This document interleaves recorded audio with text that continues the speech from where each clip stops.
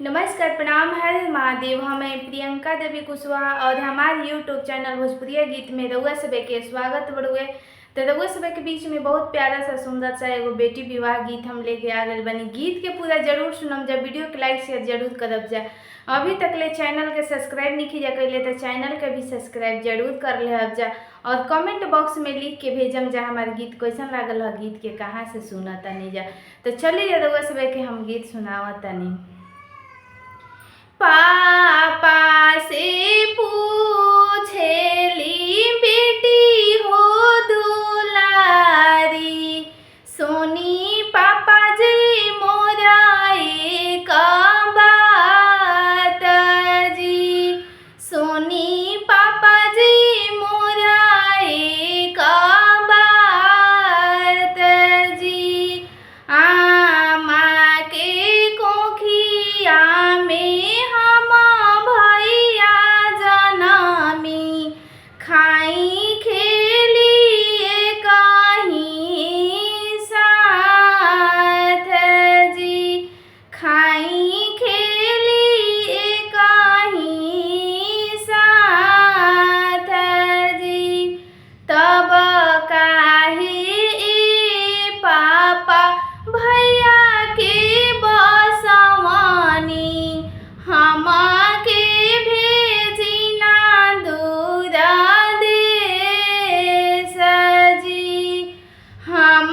के भेजी ना दूरा देश जी। आखिया में लोरा भरले पापा समझवाले, थर थर कापेला शरीर जी, थर थर कापेला शरीर जी।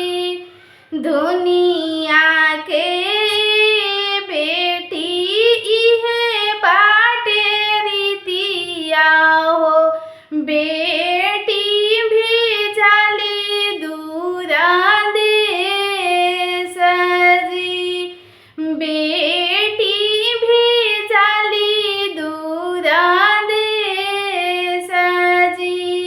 एक कहीं कोखिया में जाना में बेटा एगो बेटिया, बेटा से बढ़े परिवार जी, बेटा से बढ़े परिवार जी। एही लागी बेटी भैया के बसवानी, तोहा के कईनी कन्यादान जी, तोहा के कईनी कन्यादान जी।